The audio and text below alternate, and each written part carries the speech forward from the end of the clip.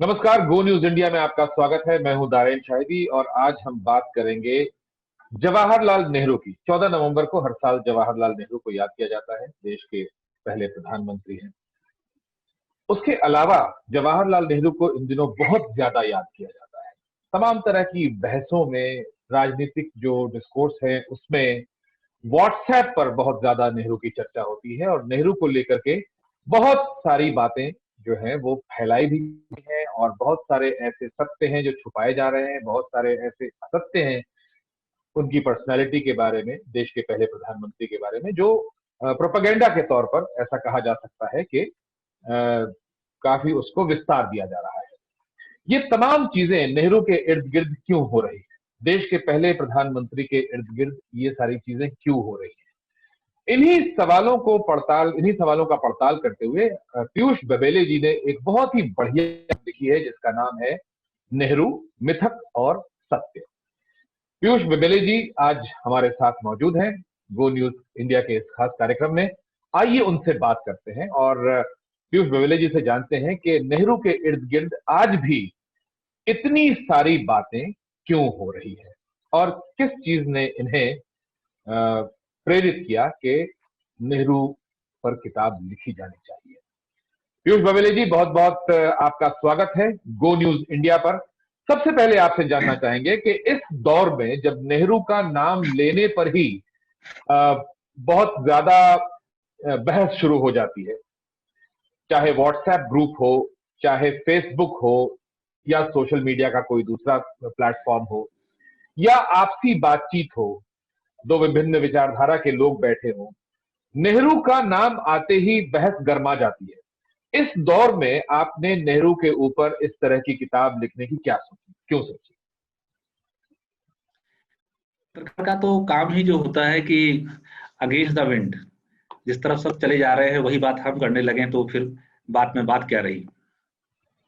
दूसरी चीज ये है कि नेहरू को लेकर मुझे भी जिज्ञासा थी कि असल में इस आदमी के बारे में जो बातें बताई जा रही हैं क्या ये ऐसा ही था, और अगर इन बातों वाला नेहरू ही था तो वो मुल्क का पहला प्रधानमंत्री कैसे बन सकता था, वो पूरे देश का इतना लाडला कैसे हो सकता था, महात्मा गांधी अपना वारिस कैसे बता सकते थे, सुभाष चंद्र गांधी के बाद दूसरा ऐसा शख्स क्यों बता सकते थे जो मुल्क की लीडरशिप करे, सरदार भगत सिंह उसके बारे में क्यों कहते थे कि मुझे अगर सुभाष चंद्र बोस और नेहरू में चुनना हो तो मैं नेहरू को चुनूंगा, और पटेल अपने आखिरी समय जब उन्होंने प्राण त्यागे तो अपने सहयोगी गाडगिल से ये कह के क्यों मरे थे कि भले ही मेरे और जवाहरलाल के बीच बहुत सी असहमतियां रही हों लेकिन जवाहरलाल को कभी अकेला मत छोड़ना। ये जो सारी चीजें हम देखते हैं तो एक पढ़ने का सिलसिला शुरू हुआ और मैं पढ़ता गया तो मैंने पाया कि कई बार क्या होती है कि कुछ अफवाहों में कुछ सच्चाई होती है, कहीं कुछ आग होती है तो थोड़ा बहुत धुआं होता है। नेहरू के बारे में जितनी बातें मुझे पता थी, जितनी मुझे बताई गई थी, जो यहाँ वहां से सुनने में आती थी, वो लगभग एक ही निकली। तो असल में मुझे जो एक अंडरस्टैंडिंग बनी वो ये बनी कि शायद वो आदमी लोकतांत्रिक मूल्यों के लिए खड़ा था, वो हिंदू मुस्लिम एकता के लिए खड़ा था, वो विश्व शांति के लिए खड़ा था, वो एक आधुनिक भारत के लिए खड़ा था। तो जब जब कोई प्रतिगामी शक्ति आएगी जिसे लगेगा कि हमें आगे बढ़ने की बातें नहीं करनी है, हमें धर्म के नाम पे सोचना है, हमें जाति के नाम पे सोचना है, हमें अस्मिताओं के नाम पे सोचना है, तो जिनके ठोस होंगे उन्हें नेहरू जैसी बड़ी दीवार से टकराना पड़ेगा। तो उनकी मजबूरी है कि वो नेहरू को बदनाम करें या उसकी जो चेहरा है उस पर कुछ कीचड़ उछालें, या मैं सरल भाषा में कहूँ तो चाल थूकें कि उनके ऊपर आता है, लेकिन वो कोशिश जरूर करते हैं। तो वही कोशिश हुई, उस प्रक्रिया में मैं यहाँ तक गया और ये किताब नेहरू मिथक और सत्य बन के निकल के सामने आई, जिसे लोग पढ़ रहे हैं, देख रहे हैं। जी, बड़ी दिलचस्प प्रतिक्रियाएं आई हैं आपकी किताब के बारे में। मैं कुछ पढ़ के दर्शकों को सुनाना चाहता हूं। आज के युवाओं के लिए ही नहीं, पुराने दौर और अपने नायकों की याद ताजा करने के लिए भी ये किताब महत्वपूर्ण है। ये किताब व्हाट्सएप यूनिवर्सिटी से नेहरू को लेकर फैलाए जा रहे झूठ का जवाब देती है।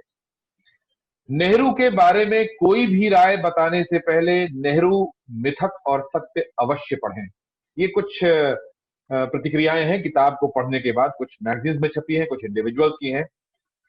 नेहरू जी को इतनी नजदीकी आत्मीय विश्लेषणात्मकता के साथ, वो भी विरल पठनीयता के साथ, हिंदी में कहीं और पाना मुश्किल है। तो ये किताब नेहरू मिथक और सत्य कितनी इंपॉर्टेंट किताब है आज के दौर में, आप समझ सकते हैं। पीयूष बबेल जी हमारे साथ हैं, जिन्होंने ये किताब लिखी है, और ये बता रहे थे कि क्यों इन्होंने जरूरी समझा कि इस दौर में इस किताब को लिखा जाना चाहिए। मैं पीयूष बबेल जी, आपकी किताब के जो चैप्टर्स हैं वो देख रहा था, बड़े इंटरेस्टिंग चैप्टर्स हैं, और वो पाठकों को बताना जरूरी है। और मैं आपसे जानना चाहूंगा कि ये जो आपने चैप्टर के नाम चुने हैं, उसके पीछे क्या वजह रही। राष्ट्र है एक चैप्टर, नेशन। दूसरा चैप्टर है जम्मू कश्मीर, जिस पर सबसे अधिक चर्चा होती है, मेरा ख्याल है कि जम्मू कश्मीर को जवाहरलाल नेहरू ने क्या कर दिया और क्या, बहुत सारी चीजें। तीसरा खंड है सांप्रदायिकता। उसके अलावा जो खंड हैं उनके नाम भी बड़े दिलचस्प हैं। राष्ट्र निर्माण, नेशन बिल्डिंग की जो बात होती है, समकालीन व्यक्तित्व, भारत चीन युद्ध, जैसा कि आपने सुना होगा और देखा भी होगा और पढ़ा भी होगा व्हाट्सएप पर कि नेहरू ने चीन को जमीन दे दी, इस पर भी बातचीत करेंगे। और अंतिम खंड जो है वो है उपसंहार। इसमें एक बड़ा ही अच्छा उपखंड है जिसका नाम है नियति की बाहों में। तो मैं अंत से शुरू करना चाहता हूं पीयूष बबेल जी।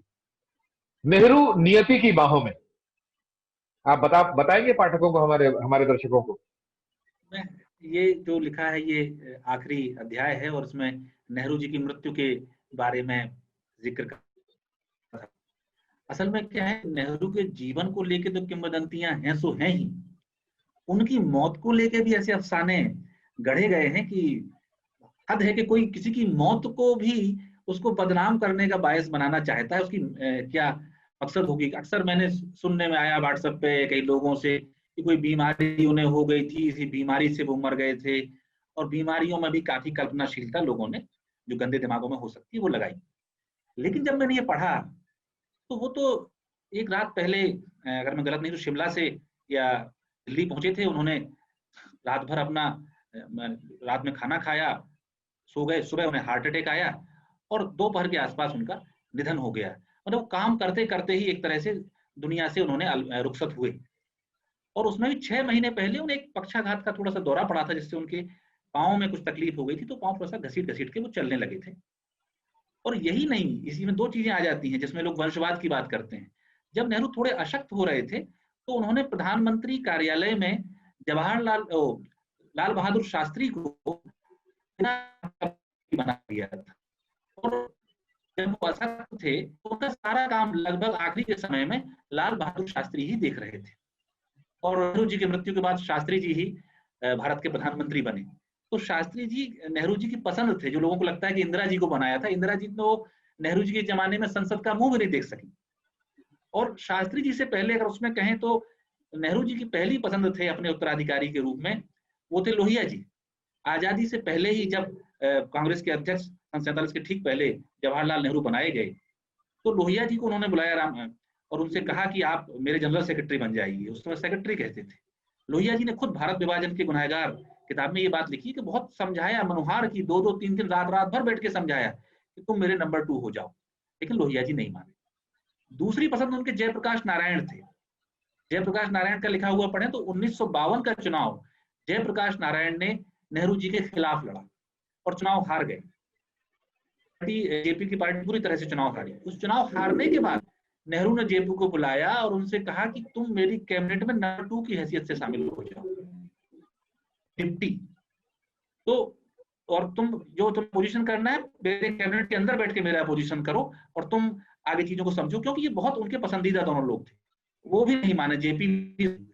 तब तीसरी पसंद उनके लाल बहादुर शास्त्री थे, जो सन उनकी मृत्यु से ठीक पहले 64 के आसपास आ रहे हैं और उसके पहले यूपी की पॉलिटिक्स में सक्रिय हैं, वहां के गृह मंत्री भी रहे। तो फिर उन्होंने शास्त्री जी को सौंपा। तो नियति और उसमें जो चैप्टर में 2 बातें खासकर जिक्र की। एक तो शास्त्री जी ने नेहरू जी से याद किया उनकी मृत्यु के बाद। शास्त्री जी उसमें लिखते हैं, अब लाल किले के भाषण में उन्होंने कहा है कि मेरा नेता तो जवाहरलाल नेहरू था, और वो शख्स था जिसके बराबरी में खड़े होने के बारे में मैं सोच ही नहीं सकता था। और नेहरू जी ने 17 साल में क्या क्या एज ए प्राइम मिनिस्टर काम किए, वो सारे काम लाल किले पे खड़े होके लाल बहादुर शास्त्री गिना रहे हैं। आजकल शास्त्री जी को नेहरू जी के खिलाफ खड़ा किया जाने लगा। और दूसरा भाषण उसमें हमने कोट किया है अटल बिहारी वाजपेयी का। अटल बिहारी वाजपेयी का जो भाषण है वो तो बहुत ऐतिहासिक है। वो भगवान राम से उन्होंने सीधे सीधे लाल नेहरू की तुलना की है। चीन युद्ध के बारे में सारे प्रोपेगेंडा का काउंटर खुद अटल बिहारी वाजपेयी उस भाषण में कर देते हैं। तो इसलिए मैंने उसको उठाया कि जो आदमी ट्रिस्ट विद कहते हुए तख्त में बैठता है, और सबको एक ना दिन इस बाहर जाना है, दुनिया से निकलना है, इस फानी दुनिया को कूच करना है, तो उसका नाम मैंने दिया कि नियति की बाहों में, क्योंकि वो अपना काम करके इस मुल्क की खिदमत करके आगे को बढ़ गया। और उसके बाद ये नियत लोगों को देखना है आज 70 साल बाद कि हम उसका कैसा विश्लेषण करते हैं, कैसे इसने जो हमें चीजें दी उन्हें मानते हैं, या एक छोटी सोच के साथ उनको उसकी मलिन करने में लगे रहते हैं। ये नियति की बाहों में कोशिश। जी, आपकी इस किताब में बबेल जी राष्ट्रवाद को छुआ गया है, बताया गया है कि नेहरू राष्ट्रवाद के बहुत बड़े प्रोपेगेटर थे। आपने आपकी इस किताब में जम्मू एंड कश्मीर का जिक्र किया है, बहुत बड़ा खंड एक जम्मू एंड कश्मीर को लेकर के है। भारत चीन युद्ध को लेकर के एक बहुत बड़ा खंड है। फिर उनकी दोस्ती किन किन लोगों से थी, उनके संबंध के कैसे कैसे थे, भगत सिंह से, सुभाष चंद्र बोस से, मौलाना अबुल कलाम आजाद से, सरदार पटेल से, जाहिर सी बात है। तो ये सारी चीजें तो हैं उसमें, उस किताब में। मैं आपसे ये जानना चाह रहा हूं कि आज के दौर में आपकी किताब नए पाठक जो है वो क्यों पढ़े, संक्षेप में उसका जरा एक तो ये तो पहली बात पाठक की मर्जी है कि वो क्यों पढ़े, लेकिन अगर किसी को रोशनी की तलाश है तो उसे अपने आप दिए की तरफ बढ़ना पड़ता है। तो जब कोई उसे बताएगा कि पटेल और नेहरू दुश्मन थे और वो सच्चाई ढूंढने निकलेगा, तो या तो उन 300-400 किताबों में घूमे जो मौजूद है पहले से, या उन 300-400 किताबों और आज के वर्तमान को मिला के ये जो मैंने किताब नेहरू मिथक और सत्य लिखी है, इस पे आ जाए। सरदार पटेल, अभी हम लोग देखते हैं कि स्टैच्यू ऑफ यूनिटी का उद्घाटन साल 2 साल पहले गुजरात में हुआ और दुनिया की सबसे बड़ी मूर्ति बनाई गई। लेकिन इतिहास में हमेशा ये दर्ज रहेगा कि 13-14 फरवरी 1949 को सरदार वल्लभ भाई पटेल के जीवन काल में ही, उनके जीते जी, उनकी पहली मूर्ति का उद्घाटन जवाहरलाल नेहरू ने किया था। फर्स्ट तो फर्स्ट ही होता है। इससे आप सोचिए कि आज भी कोई, हम पसंद नहीं करते हैं कि किसी नेता के जीते जी उसकी मूर्ति बनाई जाए, लेकिन नेहरू ने न सिर्फ पटेल की मूर्ति बनाई और उसका उद्घाटन किया, और उस उद्घाटन के मौके पर उन्होंने कहा कि कई लोग ये बातें फैलाते हैं कि मेरे और सरदार के बीच में मतभेद हैं, लेकिन असल में ना तो वो मुझे जानते हैं ना वो सरदार को जानते हैं। हम लोग 30 साल से साथ मिलकर काम कर रहे हैं, तो कोई दिन या कोई रात ऐसी नहीं होगी जब मैंने उनसे मशवरा ना लिया हो। तो अगर हम 30 साल हैं देश की आजादी के लिए और 2-2.5 साल से काम कर रहे हैं सरकार में, तो अगर हमारे बीच में अंडरस्टैंडिंग ना हो, हम दोनों एक ना हो, तो कहीं ये मुल्क चल सकता है। तो ये जो लोग जबरदस्ती की बातें फैलाते हैं, फिर इसके अलावा एक और उन दोनों के रिश्तों की गहराई को समझना हो। मैंने लंबा उस पत्राचार को इसमें कोट किया है। महात्मा गांधी की मृत्यु से 15-20 दिन पहले दोनों के बीच जो वैचारिक मतभेद थे वो काफी गहरे हो गए थे, और नेहरू जी ने एक पत्र लिखा महात्मा गांधी को और उसे सीसी किया सरदार पटेल को, और ये लिखा कि भाई अब मैं इस्तीफा देना चाहता हूं, मैं प्रधानमंत्री की कुर्सी पे अब रहना नहीं चाहता हूं, मेरे और पटेल के मतभेद बहुत ज्यादा बढ़ गए हैं, तो अब सरदार पटेल को आप कुर्सी सौंप दीजिए और मुझे यहां से विदा करिए। और अगले दिन पटेल ने भी पत्र लिखा महात्मा गांधी को, और उन्होंने उल्टी बात लिखी कि चूंकि जवाहर नौजवान हैं, अगली पीढ़ी के हैं, और देश और विदेश दोनों जगह उनका बहुत मान है, तो अगर इस सरकार में से किसी को इस्तीफा देना है तो मैं बूढ़ा हो गया हूं, बापू मुझे माफ कर दीजिए, मुझे मुक्त करिए, तो मुझे जाने दीजिए। उसी पत्र में दोनों ने अपने अपने पत्र में लिखा। लेकिन इस समय हमें एकता की बहुत जरूरत है, क्योंकि अगर हम लोग अलग हो गए तो जो लोग तमाशा देखने को बैठे ही हैं तो उन्हें बहुत फायदा हो जाएगा। देश की जो दुश्मन शक्तियां हैं, जो सांप्रदायिक शक्तियां हैं, उन्हें इसका बहुत फायदा मिल सकता है। इस तरह की बातें उन्होंने कही। और गांधी जी ने भी ये कहा कि ठीक है, तुम दो में से एक को मैं फ्री करता हूं इससे। लेकिन 30 जनवरी 1948, जिस दिन महात्मा गांधी की हत्या की गई, हत्या से ठीक पहले जो आदमी 1.5 घंटे तक गांधी जी के पास बैठा रहा, सरदार वल्लभ भाई पटेल और उनकी, और उस आखिरी मुलाकात में गांधी जी ने सरदार पटेल से कहा कि अब तुम लोगों को हर हाल में साथ ही रहना है। तो जब गांधी जी की खबर आई, और एक वामपंथी नेता ने भी और जयप्रकाश नारायण ने भी कुछ इस तरह की बात कही, जिसमें ऐसा लगा कि पटेल शायद इसके हत्या के लिए जिम्मेदार तो ना सही, लेकिन उनकी सुरक्षा पूरी तरह से नहीं दे पाए, इसके लिए पटेल जिम्मेदार है। और पटेल ने दुख में इतना बड़ा आरोप, पटेल को बहुत, उसके बाद हार्ट अटैक भी आया गांधी जी की हत्या के बाद, तो पटेल ने अपना इस्तीफा और वो भेजने लगे। वो इस्तीफा उन्होंने अपनी बेटी को दिया, और उनकी बेटी ने उनके सचिव वी शंकर को दिया। शंकर इस्तीफे को हाथ में लिए खड़े ही थे, तब तक जवाहरलाल नेहरू का पत्र उनके पास आ गया, सरदार पटेल के पास। और उसमें नेहरू ने लिखा कि आप जो बातें हमारे आपके बीच पहले हो रही थी वो अपनी जगह है, लेकिन बापू की हत्या के बाद से पूरी दुनिया बदल गई है, हर चीज बदल गई है, और मैं आपके छोटे भाई की तरह हूं, अब हमें साथ मिलकर रहना है। और आपने मुझे बताया भी था कि बापू की आखिरी इच्छा भी यही थी। और पटेल ने अपना इस्तीफा रख लिया, वो नहीं भेजा कर। फिर पटेल ने नेहरू को जो पत्र लिखा, और उसमें इस बात का कॉल किया कि अब आपने इतना भावुक पत्र लिखा है, दिल कर गया है, हम दोनों भाई हैं। इतना भावुक, इतना मार्मिक पत्र सरदार पटेल ने लिखा, और दोनों ने फिर हमेशा साथ काम किया। उनके बीच में बाद में फिर विवाद होते रहे। जब जब विवाद होता था, तब तब पटेल ये लिख के भेजते थे कि बापू की आखिरी इच्छा है कि मैं और तुम साथ में रहें, हम गांधी की दो आंखें हैं, हमें साथ रहना है, इस मुल्क को हमारी जरूरत है। और वो आखिरी तक बापू को दिया हुआ वादा नेहरू जी ने भी निभाया, और सरदार वल्लभ भाई पटेल ने भी निभाया। नेहरू की आलोचना करने वाले तुरंत कहते हैं, बबेल जी, नेहरू की आलोचना करने वाले ये भी कहते हैं कि सरदार पटेल ने प्लेबिसाइट के लिए मना किया था, प्लेबिसाइट अनाउंस करने से पहले, जम्मू कश्मीर की अगर बात करें तो, लेकिन नेहरू ने उनकी बात नहीं मानी और चले गए और प्लेबिसाइट अनाउंस कर दिया।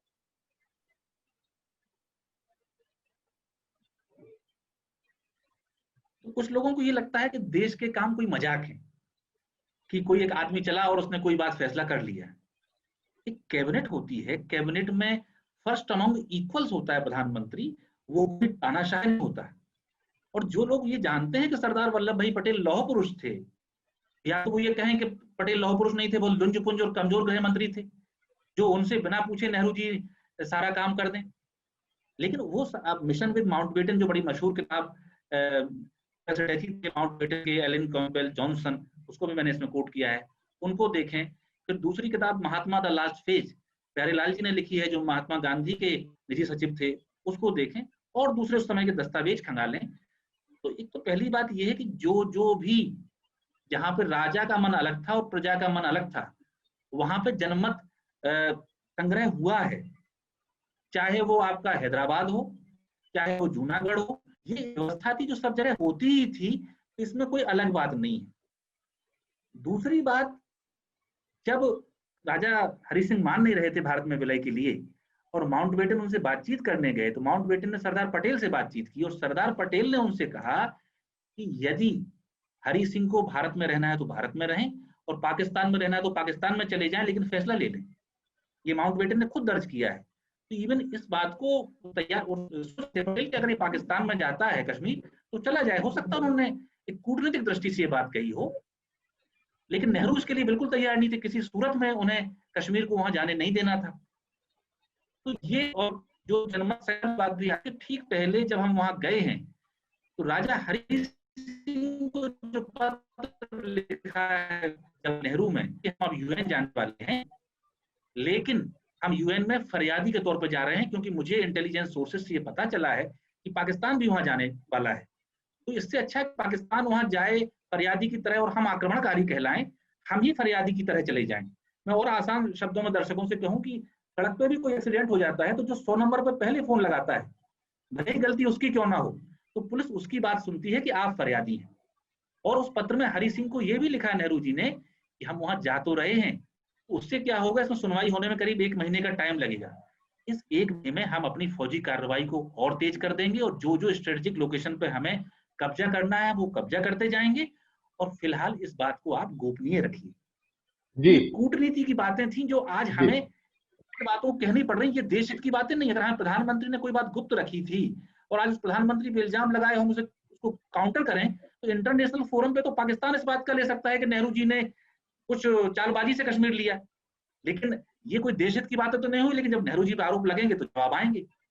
जी बिल्कुल। जी भारत चीन के बारे में भी कहा जाता है कि भारत चीन संबंधों के बारे में जो है नेहरू की काफी आलोचना होनी चाहिए। और जो व्हाट्सएप यूनिवर्सिटी में जो चीजें घूम रही होती हैं और जो पॉपुलर परसेप्शन में चीजें डाली जा रही हैं आजकल, कि भारत का एक बहुत बड़ा हिस्सा नेहरू ने चीन को दे दिया। जो लोग ये कहते हैं कि चीन या, सबसे पहले तो जो हमारे हिंदुस्तान के सिपाही सैनिक वहां शहीद हुए थे भारत की जमीन को बचाने के लिए, मातृभूमि की रक्षा के लिए, ये उनका कितना बड़ा अपमान है। वो लता मंगेशकर का मशहूर गाना जब तक थी सांस लड़े वो, फिर अपनी लाश बिछा दी, जिस पर फिल्में भी बाद में बनी। तो क्या हमने जमीन दे दी थी? क्या हम वहां लड़े नहीं थे? और क्या हम अपनी पूरी ताकत से नहीं लड़े? उसके पहले वहां के प्रधानमंत्री आए थे और उन्होंने एक प्रपोजल दिया था, अगर उस पर हम झुक गए, हमने युद्ध लड़ा। लेकिन क्या युद्ध लक्ष्मीबाई ने अंग्रेजों से युद्ध लड़ा? तात्या टोपे ने अंग्रेजों से युद्ध लड़ा और वो हार गए। तो क्या तात्या टोपे और लक्ष्मीबाई, पृथ्वीराज चौहान मोहम्मद गौरी से हार गए और राणा सांगा बाबर से हार गए, तो क्या हम राणा सांगा को देशद्रोही कहेंगे और ये कहेंगे कि उन्होंने मुल्क सौंप दिया था? तो जो बहादुरी से लड़ने वालों में और सरेंडर कर देने वालों में फर्क करना हमें सीखना चाहिए। दूसरा, मुझे कई बार लगता है कि अगर इतना अच्छा मीडिया उस जमाने में होता जवाहरलाल नेहरू के पास, तो हमें कहीं पता ही नहीं चलता कि वहां क्या हुआ क्या नहीं हुआ। फिर हमें सन 67 नहीं भूलना चाहिए। सन 67 में जब लड़ाई हुई इंदिरा गांधी के समय में, तो हमारे मुश्किल से 100 सैनिक शहीद हुए थे और उससे 4 गुना सैनिक हमने इनके मार गिराए थे।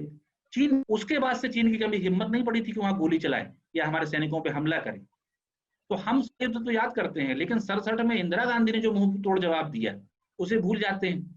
हम ये तो याद करते हैं कि तिब्बत पे चीन ने कब्जा कर लिया, लेकिन हम ये भूल जाते हैं कि इंदिरा गांधी के जमाने में सिक्किम भी हमारे पास आया था। और फिर हम ये भी भूल जाते हैं कि हमें 62 की चिंता है और 67 को हम भूल रहे हैं। तो ऐसा इंदिरा गांधी ने क्या मुंह तोड़ जवाब दिया था कि उसके बाद सन 2020 तक हिम्मत नहीं पड़ी चीन की कि वो हमारे सैनिकों की ओर। आज तो हमारे 20 कई सैनिक हमारे गिरफ्तार कर लिए गए थे, जिनका जी कोई बदला अभी तक तो नहीं लिया गया। जी बिल्कुल। तो अपनी तबीयत से मेरा है ख्याल है कि आपकी तो किताब जो है कि इन्हीं सब मिथकों को जो है वो तोड़ती है और सच्चाई को सामने लेकर के आती है। एक दो सवाल आपसे और मैं पूछूंगा जो नेहरू के से जुड़े हुए सवाल हैं। एक तो ये कि आपकी किताब में जिक्र है कि वो लाल किले से आजादी का नारा दिया करते थे, आजादी मिलने के बाद भी। तो इसके पीछे क्या रहस्य है? वो आजादी का नारा जो है वो आजादी मिलने के बाद भी क्यों दिया जाता था और उस समय लोग कैसे रिएक्ट करते थे उस आजादी के नारे को जो नेहरू दिया करते थे?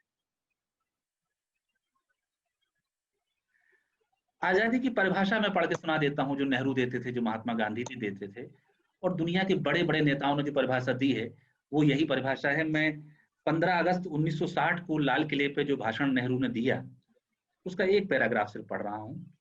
आजादी आई, इंडिपेंडेंस आई, किसके लिए आजादी आई, किसके लिए इंडिपेंडेंस आई? क्या वह चंद लोगों के लिए आई?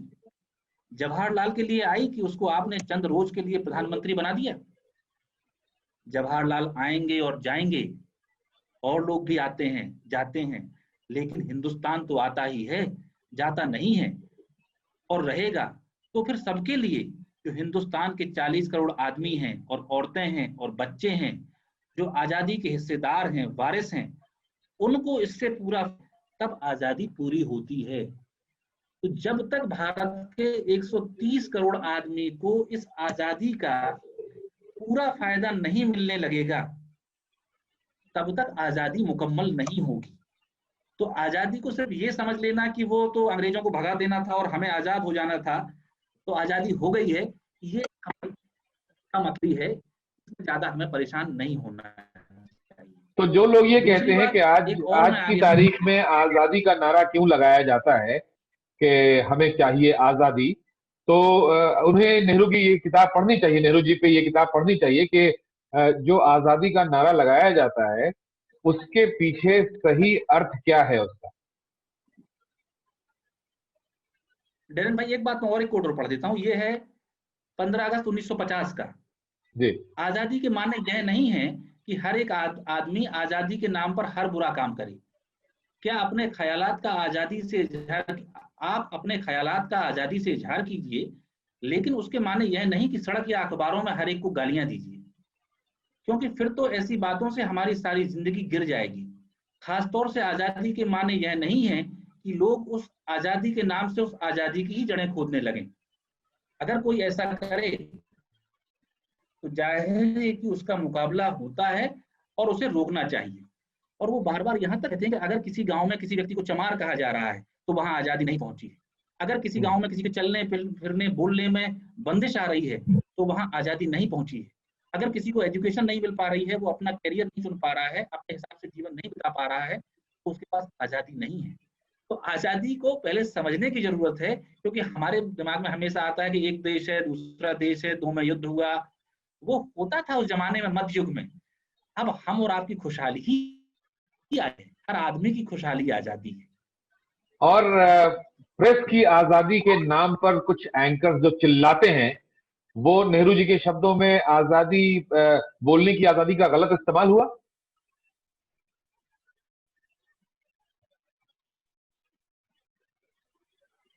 मैं इसमें हो रहा था जिसमें नेहरू जी असल में तो कर रहे थे जमींदारी का उन्मूलन। तब श्यामा प्रसाद मुखर्जी और बाकी लोगों ने उनसे ये कहा कि नहीं, आप जमींदारी पे उन्होंने हमला नहीं कर सकते थे, क्योंकि जमींदारी तो किसान के हित की बात थी।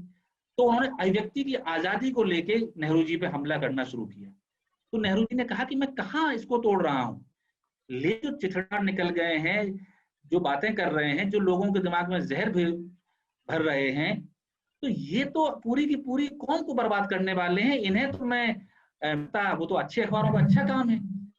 दूसरा, उसमें विवाद यहां तक चला गया था, जैसे आज भी लोग किसी की हत्या, किसी को गिरफ्तार करने की बातें करने लगे हैं। उस जमाने में किसी साहब ने एक तकरीर दी कि मर्डर करूंगा, और वो बात हरियाणा कोर्ट में गई, और पंजाब हरियाणा हाई कोर्ट ने कहा कि नहीं, इसे ये बात कहने का अधिकार है। तब वहां संशोधन करना पड़ा कि भाई आपको बोलने का, ले कहूं कि मैं फलां की हत्या करने जा रहा हूं और सारी भीड़ से कहूं चलो उसकी हत्या करो मेरे साथ मिलके, तो भाई कत्ल करने की आजादी अभिव्यक्ति की आजादी नहीं है। और समाज में जहर बोने की, संविधान पे हमला करने की, इंसानियत को तार तार करने की, ये तो अभिव्यक्ति की आजादी नहीं है, तो गाली गलौज है, और गाली गलौज एक अपराध है। तो abusive language and free voice, these are two things, we have to differentiate between these things. चलिए, बहुत बहुत धन्यवाद आपका पीयूष बबेल जी। आवाज और आ रही है भाई? जी, आवाज आ रही है आपकी, और बहुत बहुत धन्यवाद, काफी समय आपने दिया गो न्यूज इंडिया को। बहुत बहुत धन्यवाद कि आपने हमारे साथ बातचीत की और अपने ख्यालात जो है वो हमारे साथ, हमारे दर्शकों के साथ बांटे। नेहरू, मिथक और सत्य, ये इस दौर की एक बहुत महत्वपूर्ण किताब है। पीयूष बबेल जी जो इनके लेखक हैं, काफी समय लगा करके, काफी रिसर्च करके इन्होंने इस किताब को लिखा है। और मैं अपने दर्शकों से, अपने पाठकों से और तमाम सुनने वालों से ये गुजारिश करूंगा कि अगर आप पढ़ाई लिखाई के शौकीन हैं और इतिहास के आईने में झांक करके अपने पहले प्रधानमंत्री को जानना चाहते हैं, तो आज से बेहतर दिन कोई नहीं हो सकता। 14 नवंबर उनका जन्मदिन, और ये एक बढ़िया किताब मैं अपनी तरफ से भी रिकमेंड करना चाहूंगा। इस किताब की खास बात यह है कि पीयूष बबेल जी जो है इस किताब में अपनी तरफ से कहीं बहुत कम आते हैं। ऐसा तो नहीं कहूंगा कि कहीं नहीं आते, बहुत कम आते हैं। इस किताब में बजाते खुद नेहरू बोलते हैं, उनके सहयोगी, उनके साथी, उनके सहपाठी, वो सब लोग बोलते हैं। महात्मा गांधी इनकी किताब में बोलते हैं, मौलाना अबुल कलाम आजाद इनकी किताब में बोलते हैं, पटेल बोलते हैं, सुभाष चंद्र बोस बोलते हैं। तो बहुत पूरी तरह से जो सच है और जो फैक्ट्स है उसके ऊपर, रिसर्च के ऊपर बेस्ड है ये किताब। आज के दौर की एक बहुत महत्वपूर्ण किताब। पीयूष बबेल जी, बहुत बहुत धन्यवाद गो न्यूज इंडिया से बात करने के लिए। बहुत शुक्रिया, बहुत शुक्रिया। हैं।